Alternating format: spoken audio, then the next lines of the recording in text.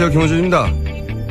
유일호 경제부총리가 어제 경제관계 장관회의에서 최근 중국의 경제보복 조치에 대해 사드 때문이야 말할 수 없다고 했습니다. 중국 정부가 사드 때문에 경제보복을 하는 거라고 명시적으로 밝힌 것이 없기 때문에 사드 때문이라 단정할 수 없다는 겁니다. 바본가요? 한편으론 그렇게 말할 수밖에 없기도 했겠다 싶습니다. 무슨 대책이 있어야죠. 정부가 그동안 해왔던 말들은 한마디로 설마 중국이 보복을 하겠어? 이게 전부였죠. 그러니 보복에 대한 대응 시나리오도 없고 그렇게 아무 준비도 없었으니까 상황이 발생해도 할 수 있는 거라고는 그게 사드 때문이 아니라고 혼자 우기는 것밖에 없었던 거죠. 이런 정부에 박 대통령의 능력에 최순실의 이권이 이 나라를 운영해왔다는 걸 생각하면 숨이 턱 막힙니다. 내일은 그렇게 막혀왔던 숨통이 탁 터지는 날이길 진심으로 바라봅니다. 이것은 생각이었습니다.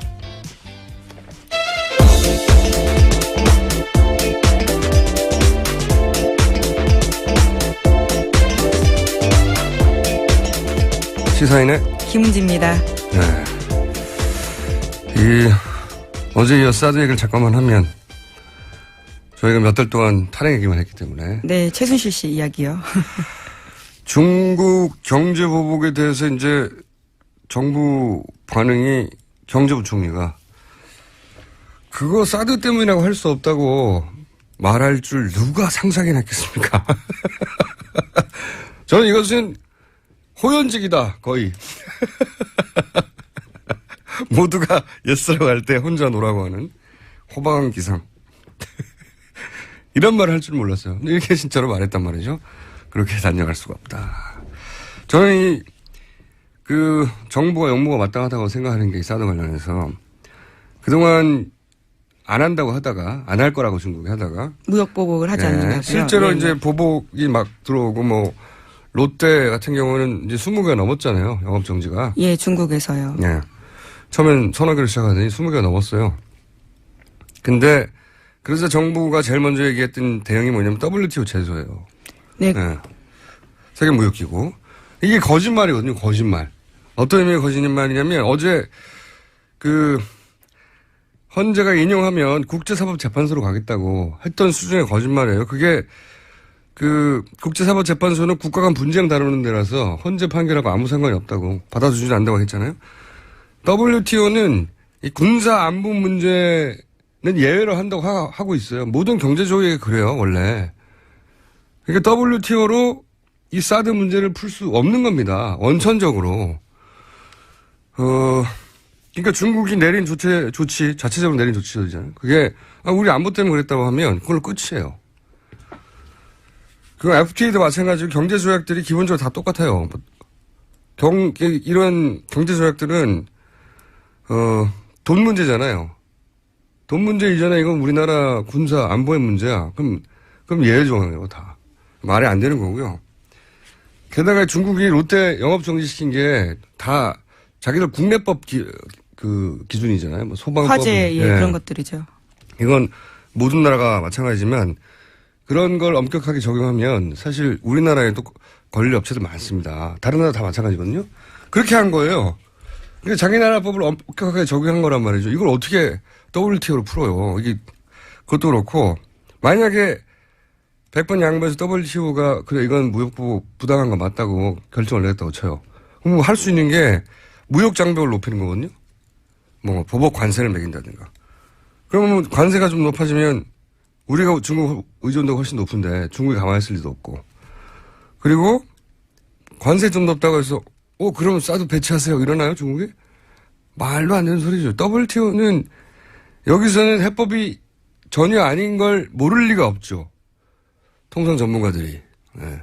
근데 이제 국제사법재판소 이렇게 하면 그럴듯하지 않습니까? 마찬가지예요. WTO 제소 대단한 거 있을 것 같잖아요. 안 돼요 이걸로 사드 문제는. 근데 모르고 하는 게 아니라 아무 대응도 안 하면 무능하다고 하니까 말을 하는 거예요. 그런 의미에서 거짓말인 거예요 이게. 뭐 정부 입장에선 딱히 내놓을 카드가 없기 때문으로 보이는데요. 작년부터 이러한 것들 내부적으로는 검토했던 거에 대해서 저희도 한번 보도한 바가 있습니다. 할 수 있는 게 없는 겁니다. 예. 실제로. 할 수 있는 게 없는데 할 수 있는 게 없다고 말할 수가 없으니까 대충 말해도 일반인들이 잘 모를 거 들이대는 거죠. 국제사법재판소처럼. 그리고 WTO처럼. 사실 무역보복 할 거라고 알고 있었지만 없다고 공개적으로 계속 이야기하는 거예요. 그러니까요. 예. 다 거짓말이에요. 예. 이렇게 하면 안 되는 겁니다. 자, 이야기는 근데 다음 주부터 하기로 하고요. 네. 다음 주부터 하기로 하고, 자, 이제 탄핵 이야기로 다시 돌아가 볼까요? 예. 뉴스를 전해 주십시오. 네, 내일 오전 11시 결정 납니다. 헌법재판소가 탄핵 심판 선고하기로 했거든요. 92일 만에 결론이 나오는 거죠. 예, 날짜가 정해졌다는 거는 사실은 결론이 났다는 거죠. 예, 왜냐면은 결정문 써야 되거든요. 네, 계속 결정문을 쓰고 있고 당일날 아마 정말 몇 대 몇인지를 한다고는 하지만요. 대략은 나왔다고 봐야 될 것 같습니다. 그렇죠. 그런 결과가 안 나오면 날짜를 정할 수가 없는 거예요. 예, 못 받기도 쉽지 않죠. 그러니까 이제 우리 이 8인을 알고 있는 겁니다. 이제 야, 얼마나 궁금해. 예. 이견이 있었나 봐요. 그렇죠? 예. 네, 계속 평의가 그렇게 진행되고 있죠. 어제는 시간이 길었다고 하는 거 보니까 평의 시간이. 그땐 아마 대략의 결론이 나온 게 아닐까. 어떻게 해석하십니까? 세상 아무도 모르는 일이란데요. 8분을 제외하고는. 바람을 섞어서 이야기해보자면 전원이 한 의견을 내주지 않을까 생각하고 있습니다. 사실 너무 중대한 사안이라 소수 의견이 그 내부에서 없을 수 없겠지만 만장일치를 내는 게 맞다고 저도 생각을 해요. 8대 0이거나 어느 쪽으로든. 어느 쪽으로든요? 아니, 그러니까 기각이든 인용이든 결국은 그렇게 의견을 서로 모으려고 했을 것이다. 예. 심지어 결정문에 각자 이름이 다 쓰여집니다. 어떤 의견을 냈는지, 어떤 의견이 있는지. 그래서 보통은 헌법적 가치 때문에 소수 의견도 다 표기하고 이런 소수 의견도 이게 쓰였다고 말하는 건데 지금은 사실은 법률 문구가 문제가 아니잖아요. 나라의 운명이 결정되는 상황이기 때문에 이견 차이를 좁혀서 어떻게든 한쪽 8대 0으로 어느 한쪽 결정이든 힘을 실리도록 그렇게 결론이 날 가능성이 높지 않을까 저는 생각이 드는데 특히 내일 생중계할 때 판결문 같은 걸 들어보신 적이 있는지 모르겠는데 만약에 이 판결문을 마지막에 얘기해요. 기각한다 뭐. 예, 그렇죠. 한 30여 분 보통 걸리는데 앞에 중간에 들어가지고 이게 모릅니다 이게. 예를 들어서 앞부분을 예를 들면 이러한 사안은 위반이긴 하나 중대한 위반 사항이 아니다. 이런 내용도 있을 수 있어요. 하며 이런 식으로 계속 말이 바뀌죠. 결론은 제일 마지막에 이야기합니다. 이런 이야기 중간에 나온다고 심장이 덜컥하시지 않아도 됩니다. 심장은 결론을 마지막에 나고 그리고 오히려 대부분 예를 들어서 인용할 거면 앞부분에 인용 안 할 것 같은 뉘앙스 얘기가 많이 나와요. 예. 반드시 그런 건 아닌데 판결문들이 보통 만약에 구속될 거면 예를 들어서 이런 거는 법 위반 사항이 아니고 드드득 하다가 그러나 그럼에도 불구하고 그러나 다음에 나오는 거거든요. 예. 거꾸로 그 앞부분에 인용될 것처럼 이런 거 법 위반 사항이 하다 보면 그럼에도 불구하고 뒤에 이제 기각이 나온. 내일 심장마비가 왔다 갔다 하실 분도 제법 있을 것 같아요. 예. 하지만 마지막까지 들어보셔야 된다. 네. 자, 내일 11시, 대략 한 11시 반쯤이면 이제 전 국민이 알게 되겠네요. 자. 다음 뉴스를 전해주십시오. 네, 동아일보에 이런 보도가 있는데요. 탄핵이 인용될 때 박 대통령은 서울 삼성동 사저를 매각하고요. 경기도 모초로 옮길 방침이다라는 이야기를 하고 있습니다. 네, 원래는 이제 내년 2월에 퇴임이니까 거기에 맞춰서 사저 계획을 잡았다가 만약에 인용되면 이제 바로 가야 되니까. 네. 삼성동 사저는 안 된다. 재건축 수준으로 공사하지 않으면 경우가 힘들다라는 건데요. 그런데 바로 옮길 수가 없는 상황인가 봅니다. 그래서 그 중간에 뜨는 시간에는요. 종교시설의 임시거처를 마련하는 방안을 검토하고 있다. 이렇게 새 사저를 마련해도 거기 경비시설인가 그런 걸 해야 하니까 그 중간에 뜨는 시간은 종교시설에, 이건 노조위원장이 경찰 구속이 부당하다고 해서, 네네. 피신할 때 쓰는 방식인데. 네, 실제로 그랬죠. 민주노총 위원장이 조계사에 들어가 있었고요. 또 명동 성당도 많이 가고요. 네, 전통적으로 이제, 경찰이 안 들어가죠. 종교시설에 들어가죠. 노리신 건가요? 네. 어쨌든 굉장히 의외의 이야기는 종교시설에 임시거처를 마련하겠다. 만약 인용의 경우에. 그런 뉴스가 나왔고요. 자, 네. 다음 뉴스는요.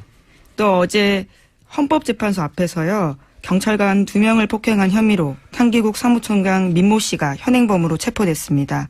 뿐만 아니라 3.1절 탄핵 반대 집회에서도요. 가스총 가지고 참가했던 50대 남성 강모 씨가 입건됐습니다. 뭐 이런 뉴스 지금 나오면 뭐합니까? 내일이 결정나는 날인데 이제야 이런 뉴스가 나오네요. 네. 박영수 특검 집 앞에서의 시위에 관해서는요. 네, 너무 늦다 어제 그런 이야기 드렸었는데요. 이제서야 법원이 시위를 금지시켰습니다. 내일 끝나요. 네, 어제 금지시켰어요? 네, 가처분 신청은 정말 빨리 할수록 그 청구에 이익이 있는 건데요. 네. 26일 날 신청했거든요. 그런데 어제서야 나온 거죠. 야, 말이 안 되네요. 이제 탄핵 심판이 내일인데 뭐 어제 나오면 뭐예요? 예. 이게 과거의 사례를 보면 옥상에서 박근혜 대통령 비판하는 전단지 뿌려도 네, 이하 작가 말씀하시는 거죠. 또는 뭐 세월호 배지도 뺏었어요. 배지를 뭐 어떻게 합니까? 그걸로? 근데 이제 그것도 뺐고 그다음에 집회를 주도했다고 구속을 시키거나 백남기 씨 물대포 맞아서 돌아가셨잖아요. 근데 이제 왜 방맹해가지고 그 앞에서 휘두르는데도 아무런 조치를 안 하냐고 언론이 한 일주일 이상 떠들었죠. 예. 네, 심지어 화형식도 했었습니다. 얼굴 새겨진 현수막 불질렀거든요. 그래서 박영수 특검의 부인이 혼절했다는 거 아닙니까? 예, 예. 그 앞에서 하도 협박을 하니까 살해 협박을 하고 뭐 모가지를 딴다니 참. 그 앞에서 자기 살던 집 앞에서 다 몰려와가지고. 그런데 이제 이 신청을 어제 받아들였다는 거고 그리고 어제야 누구 한 사람 체포했다 나오고 어제 한 사람 입건해도 이게 말이 안 돼요. 나쁜 공권력입니다. 정말. 자, 다음 뉴스는요. 네, 특검이 이병기 전 국정원장한테서 국정원이 보수단체에 지원금을 댔다라는 진술을 확보했다라는 한겨레 신문 보도입니다. 국정원장이 예. 전임 국정원장인데요. 실토한 거죠. 블랙리스트 관련해서 뭐 일종의 화이트리스트라고 볼 수 있을 것 같은데요. 보수단체에 지원금 댔다라고 하는 거니까요. 특검이 이제 이병기 전 국정원장 전 비서실장이기도 하죠. 예, 그렇습니다. 국정원장 하다가 비서실장 가는 경우가 어디 있습니까? 말도 안 되는. 그러니까 국정 운영 방식이 그랬던 거예요. 네, 네. 김기춘 실장 바로 다음에 비서실장을 했습니다. 김기춘 비서실장도 국정원의 전신. 그렇죠. 중정 출신이고, 예. 그 다음 비서실장도 국정원장을 직전했던 사람. 그만큼 이제 국정 운영의 방식이 그랬던 거죠. 국정원을 장악하고 국정원을 통해서 국가를 운영하라고 했던 거죠. 그게 명백히 드러나는 거고. 더군다나 이병기 전 국정원장이나 전 비서실장은 사실은 다시 정치를 하면 안 되는 사람이에요. 이분은 과거 이되게 활용해요. 총 쏴달라고 했던 총풍. 네, 1997년에 있었던 일이죠. 네, 그때 이분이 실무 책임자였거든요. 그런 일이 있었어요. 네, 북한에다 돈 주고 총 좀 쏴달라고. 네. 그래야 이해창 후보한테 유리하다고. 실제 그런 일이 있었고, 생각해보면 참 업처구니 없는데, 맨날 그때 당시 상대가 김대중 전 대통령 후보였지 않습니까? 97년이었으니까. 김대중 후보를 빨갱이라고 해놓고 자기들은 거래하고 있었던 거예요. 야. 그리고 그 이후에 또 그 다음 선거 때, 다음 선거 때 이해창 후보가 나왔던, 그때는 이분이 또 차떼기, 차떼기 아시는지 모르겠는데, 돈을 사과 박스에 넣어서 차 트렁크에 들고 간 게 아니라 트럭째로 그냥 차떼기로 했다라고. 예. 그랬던 사건에 두 사건 모두의 실무 책임자였어요. 예. 이러면 안 되는 거죠. 다시 등장하면. 근데 대통령의 비서실장으로 그리고 국가정보원장으로 복귀했던 이 정권 하에서 그분이 이제 특검에서 보수단체 국가정보원이 돈을 댔다. 국정원이. 그러니까 국정원이 이런 걸 인정한 건 처음이에요. 네, 좀 더 구체적인 진술을 보시면요. 이렇게 이야기합니다. 우리와 뜻을 같이 하는 단체에 대한 지원은 예전부터 해오던 일이다. 기조실장한테 보고받았지만 계속 그런 지원이 있어 왔기 때문에 국정원장이 굳이 터치할 입장이 안 됐다. 라면서 시인을 한 건데요. 국정원장이 왜 터치할 입장이 안 됩니까? 잘 결정하면 되지. 하지 말라고. 예. 어쨌든 그러면서 지원이 있어 왔고 그리고 본인이 있는 기간에도 계속 지원이 됐다는 말을. 예, 심지어 이런 말도 합니다. 지금도 하는 것으로 알고 있다. 다만 상세한 지원 내역에 대해서는 말하기 어렵다라는 거죠. 그러니까 지금 소위 이제 태극기 집회라고 본인들은 부르는 친박 집회, 최근의 친박 집회들의 국정원에 자금이 들어갔을 개연성이 있는 거죠. 네. 네, 얼결에 내부 고발자가 되신 겁니다. 얼결이 아니고 생각하고 했을 거예요. 본인이 빠져나가려고. 다음 정권에서 반드시 수사해야 될 내용이라고 봅니다. 국정원이 왜 이들 단체에 돈을 대요? 뭐 현재 지금 검찰 특수본으로 넘어가 있긴 한데요. 잘할 수 있을지는 여전히 의구심을 많이 사고 있긴 합니다. 여하간 이런 의구심은 있어 왔는데 이건 전직 국정원장이 직접 얘기한 거죠. 이제 돈 준 것 같다고. 예, 굉장히 힘 있는 진술입니다. 아 참네. 그러니까 이런 말을 하는 사람들을 음모론으로 몰면 안 되는 거예요. 이제는 국정원장이 직접 얘기했으니까. 다음 순요. 네, 또 특검이 국정원에 대해서요. 블랙리스트 명단 만들어서 문화체육관광부에 내려보냈다라는 진술도 확보했다라는 건데요. 블랙리스트에 국정원이 개입했다라는 거를 확인했다라는 거죠. 국정원 직원이 이 사실을 진술했고요. 또 관련 문자도 확보했다고 합니다. 그러니까 특검은 블랙리스트에는 청와대 그리고 국정원이 다들 개입해서 만든 거다라고 보고 있는 거죠. 그러니까 국가 운영을 그렇게 한 겁니다. 국정원을 장악하고 국정원을 통해서 국가를 운영한 거예요. 참 말도 안 되는. 다음 수는요? 예, 또 국정원인데요. 갑자기 탄핵 심판 전날 국정원 뉴스가 많네요. 네, 다 한겨레 보도이긴 합니다. 문화 관련 공공기관 인사에도 관여했다라는 진술이 나왔다는 건데요. 2년에 한 번씩 새로 뽑는 한국출판문화산업진흥원 이사 후보의 성향을 직접 조사했다라는 겁니다. 그 사람들 일일이 만나서요. 학생운동 전력 묻고 이번에는 이사되기 어렵다. 청와대에서 후보 2년 분명히 하라고 지시했다. 이런 이야기를 국정원 직원이 일반인 공공기관 인사에게 이야기를 한 거죠. 출판진흥원하고 학생운동하고 무슨 상관이 있다고. 하여튼 그렇게 앞으로 더 많이 드러나겠죠. 아마도. 만약에 탄핵이 인용되고 다음 정권이 들었으면 더 많은 게 드러나겠죠. 나라 전체를 국정원 방식을 운영한 거예요. 예. 나라 전체를. 그러니까 비서실장으로 국정원장 하고 바로 왔죠. 네, 예. 바로 왔습니다. 그 당시 그래서 인사청문회 때도요. 굉장히 논란이 많았습니다. 말도 안 되는 거예요. 예. CIA 있다가 갑자기 대통령 비서실장 된다는 게 말이 돼요? 말도 안 되는 거거든요. 상상할 수도 없는 거예요. 근데 여기서는 그만 너무 자연스럽게 그렇게 해왔습니다. 자, 다음 수는요? 네, 특검이 최경희 전 총장이 최순실 씨를 총장 공간에 초대해서 저녁 대접을 하고 학교 구경을 시켜줬다라는 사실을 확인했다라는 TV조선 보도입니다. 친한 사이였네요. 네. 네, 계속 부인하고 있죠. 예, 그리고요. 네, 게다가 최순실 씨가요, 지난해 4월에는 직접 유철균 교수, 우리한테 알려지기로는 이인아라는 필명이죠. 네. 그 교수 찾아가서 유라가 독일에서 인터넷이 안 되니까 강의와 과제를 면제해달라, 이렇게 요구한 바도 있다고 합니다. 아니, 학생이 출석도 안 하고 강의도 면제받고 과제도 면제받으면 뭐 합니까? 이제 남은 게 뭐예요? 점수만 달라는 거죠. 네.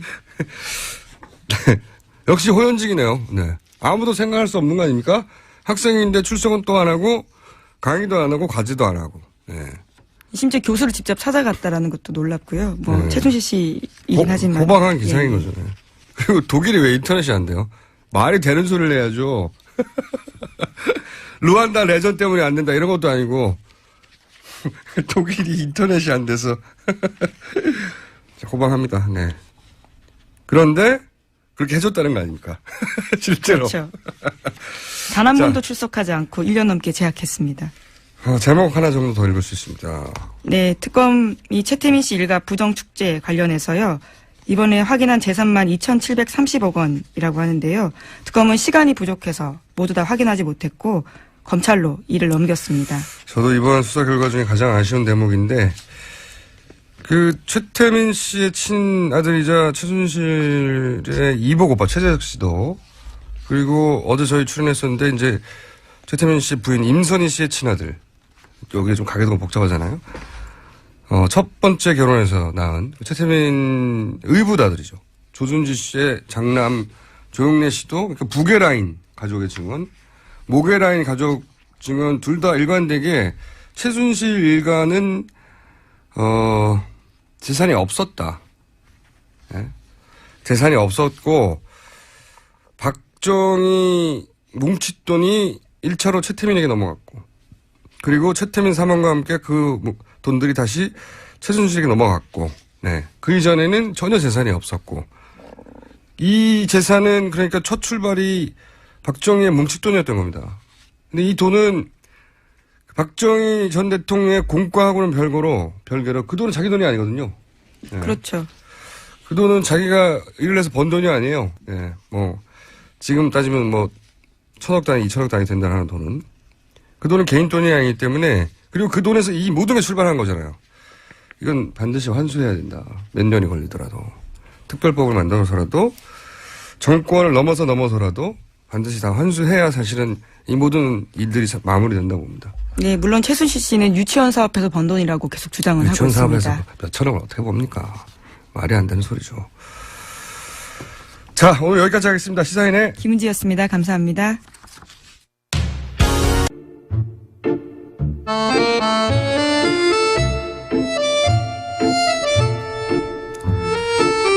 바른정당의 김성태 사무총장님 나오셨습니다. 안녕하십니까? 예, 안녕하세요. 김성태입니다. 더불어민주당의 안민석 의원 나오셨습니다. 네, 최순실 재산 추적자 안민석입니다. 추적자. 꼭 앞에 이렇게 소개를 붙이시는데 사실은 그런 타이틀을 붙일만 합니다. 최근까지 독일에서 누구도 하지 않는 독일 내 최순실 자금을 추적하다 오셨죠? 특히 이번에는 독일 교포들하고 최순실 독일 재산 찾는 모임을 결성을 했어요. 결성하자마자 다음 날에 네.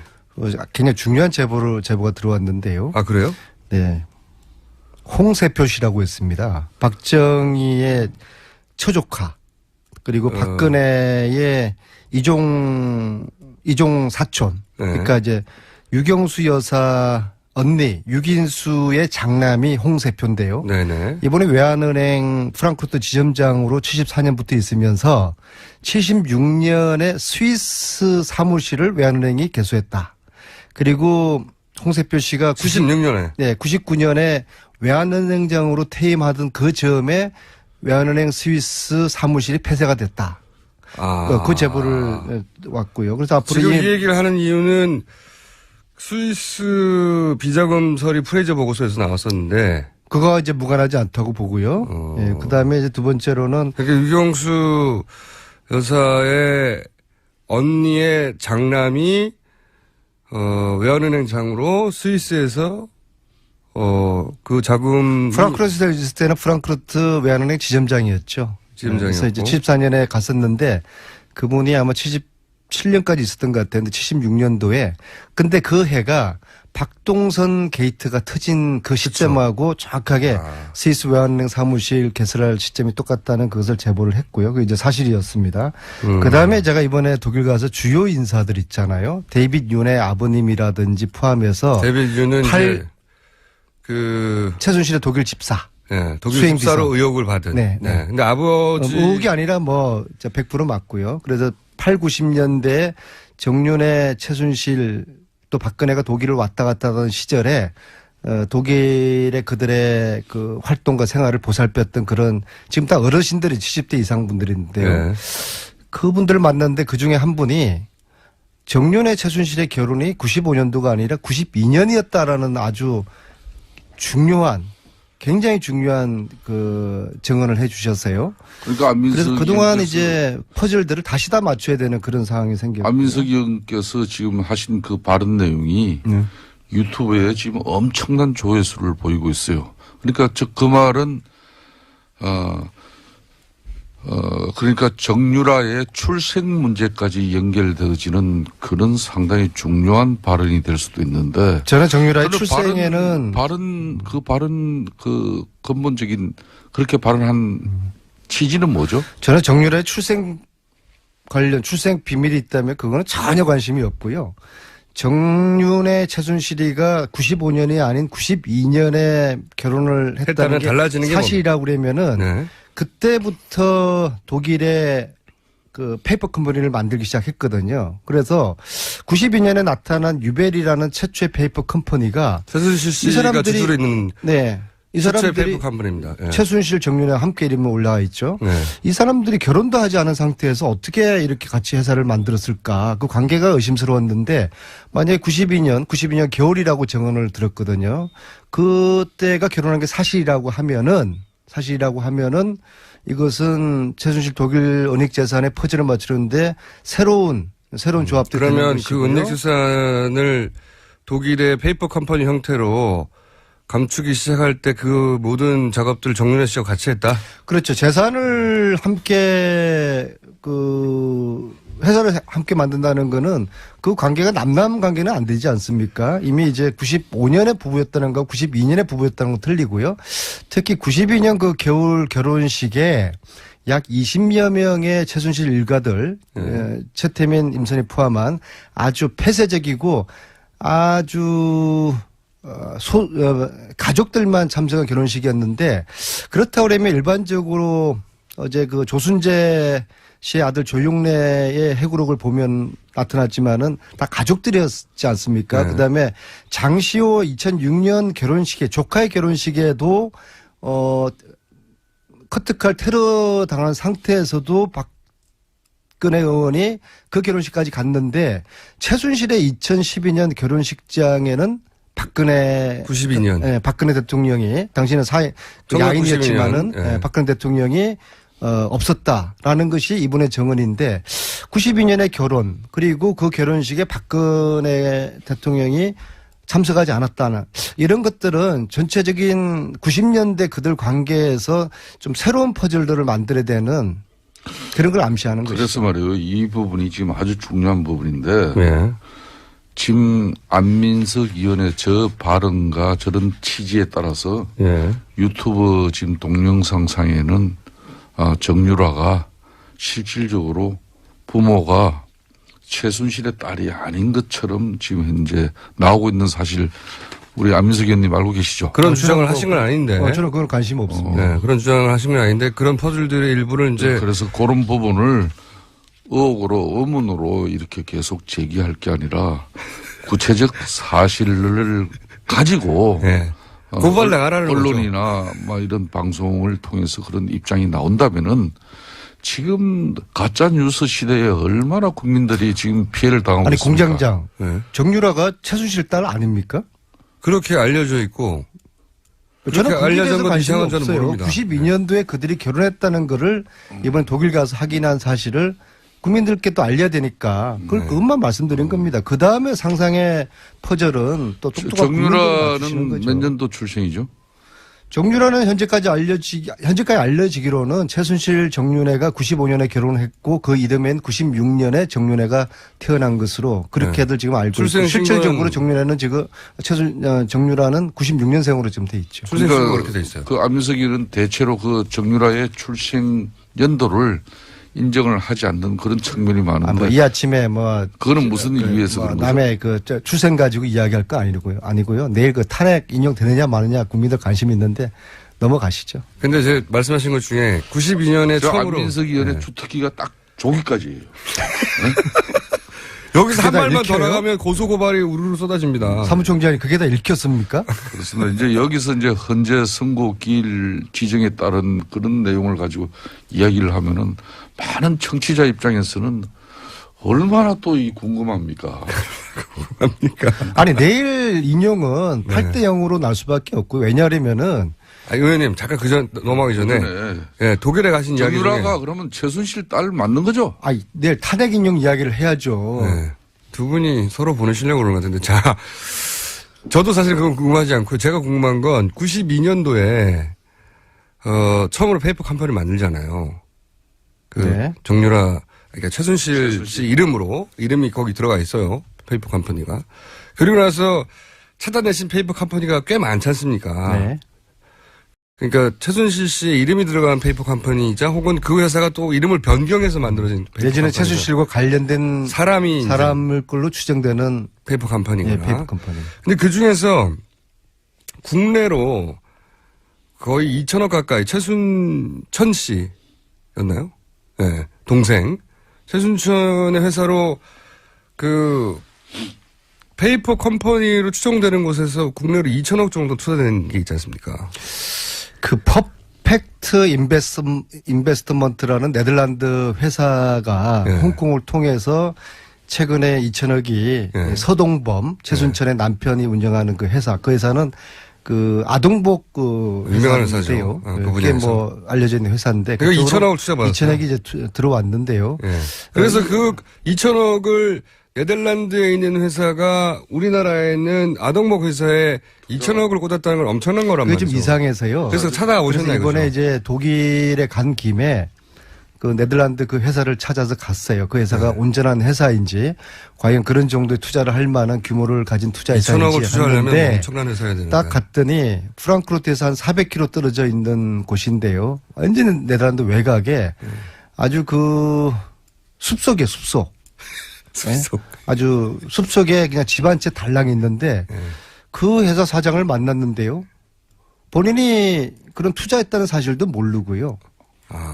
또 한국에 한국에 아무런 지인도 없다고 하고 그럼 중국에는 지인이 있느냐?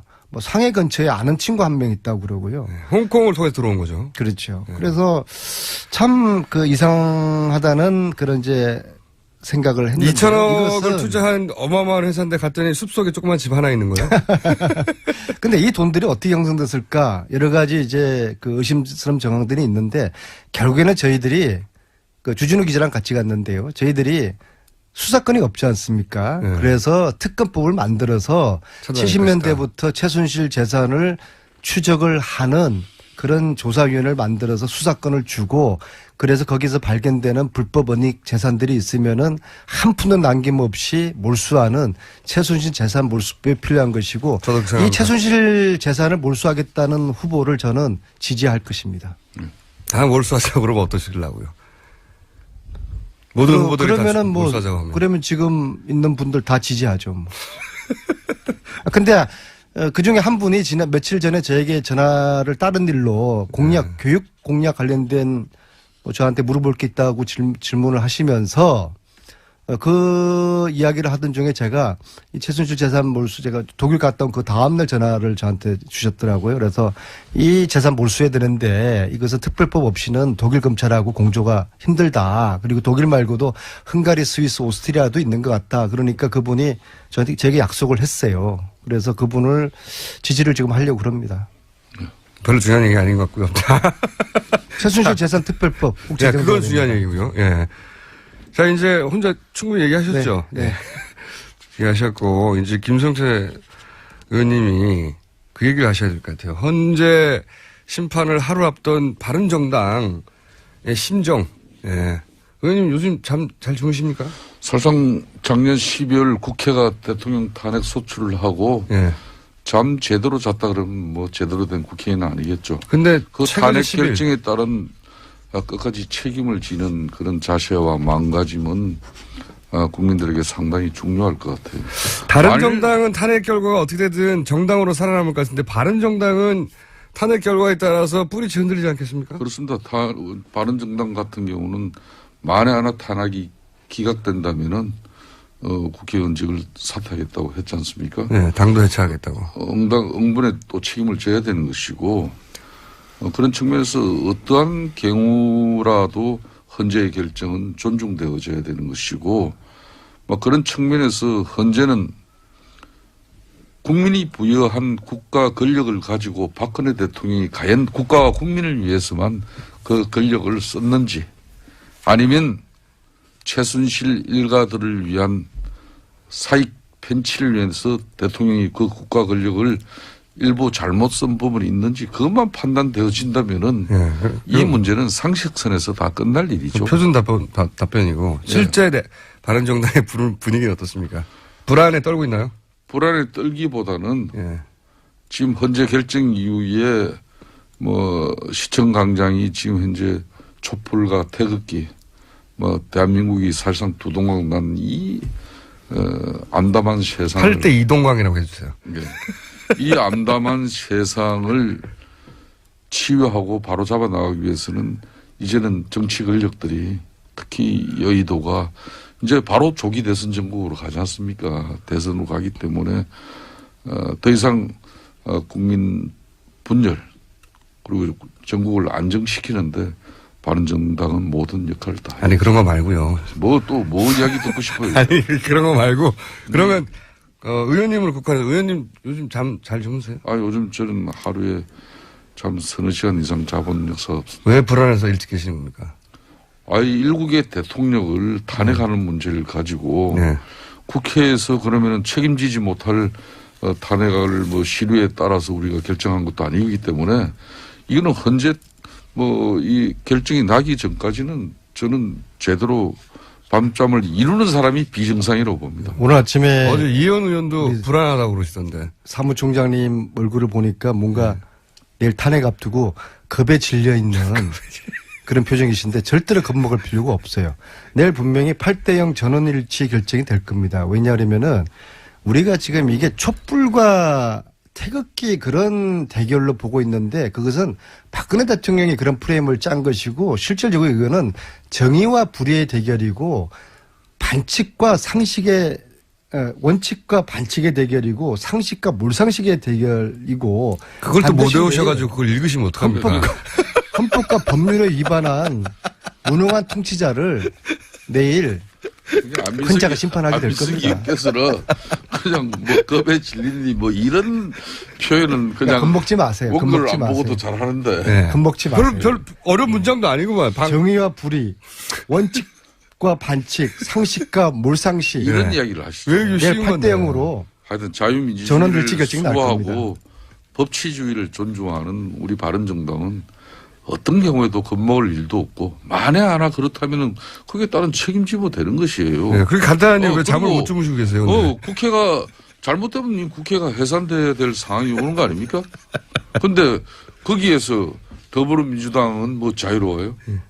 그거 저희들은 아니잖아요. 겁먹지 않아요. 그러니까 이 탄핵 결정에 관한 부분, 국회가 이 탄핵 소추 결정을 한 부분에 대해서는 어떤 행태로든지 책임을 져야죠. 그 책임에서 저는 어느 누구도 자유로워질 이유가 없고 지금 그러면은 어떻게 됐든 그 시청 광장의 도동강난 이런 8대2 동강이라고 해주세요. 8대2 뭐 동강. 8대2든 뭐 하여튼 이 도동강난 이 상처를 보고 밤잠을 제대로 이룰 수 있다는 것은 그거는 정상이 아니죠. 정치인으로서. 어쨌든 이현 의원도 어제 갑자기 불안해졌다고 하시고 불안하면 당연한 거죠. 그 결과가 너무 큰. 선동과 폭력을 지금 획책하고 또 불복의 빌미를 만들기 위해서 많은 세력들이 지금 움직이고 있지 않습니까? 그런 세력들의 상식적이지 못한 그런 행동을 볼 때 문제는 헌재 결정 이후에 과연 대한민국 어떻게 해야 될 것인가 그걸 고민하는 거죠.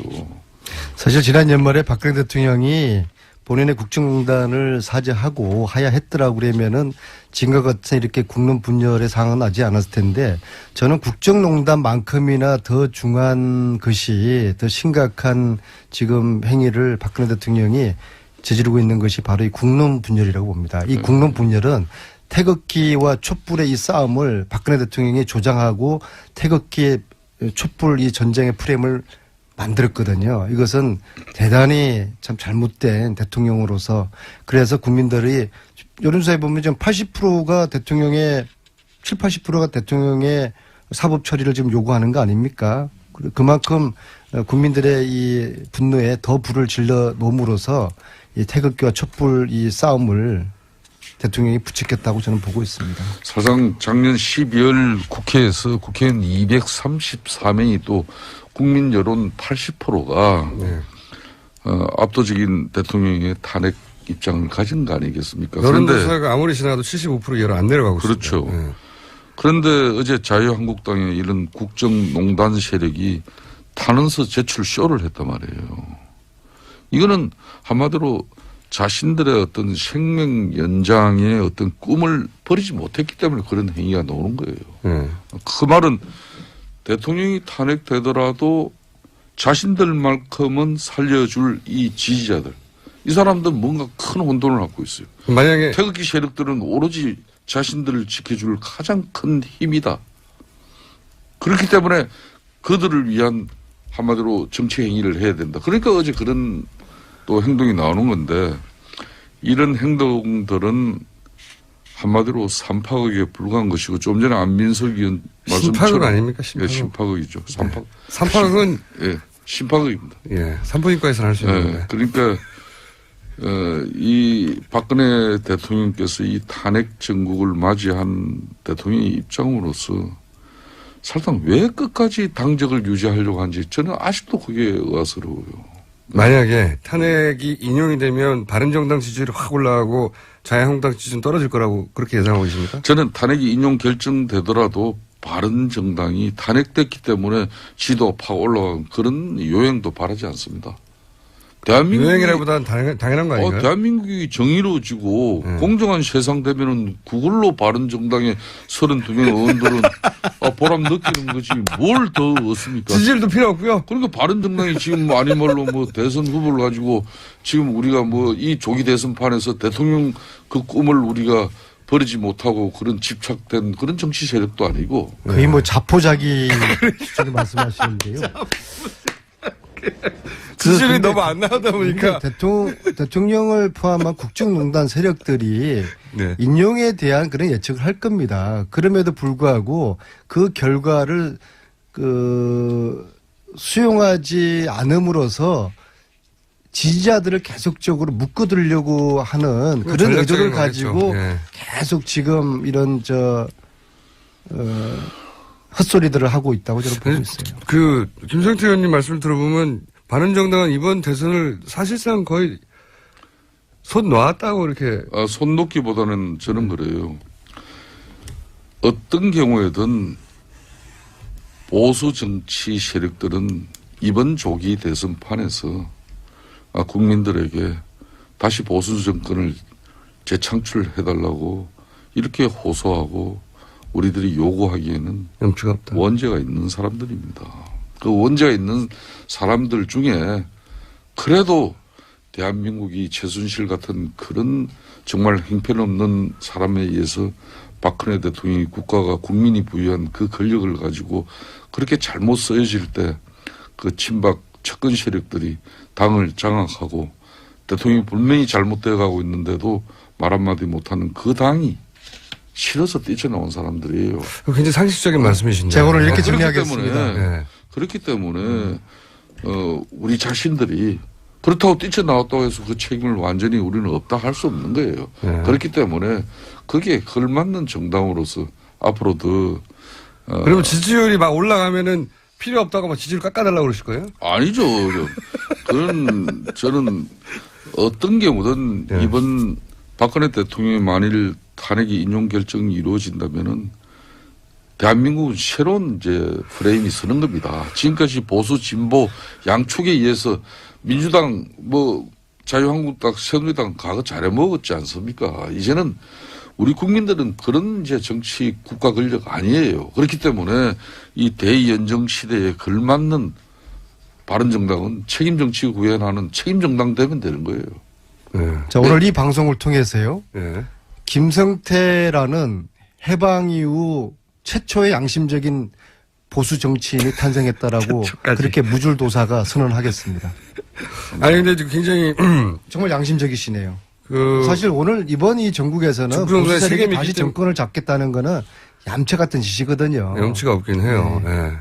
그런데 이제 그 방송 진행자가 뭐 염치가 없다 자꾸 그러면 됩니까? 아니 본인이 직접 말씀하셨으니까. 했더라도 그래도 방송 진행. 그럼 박수만 칠게요.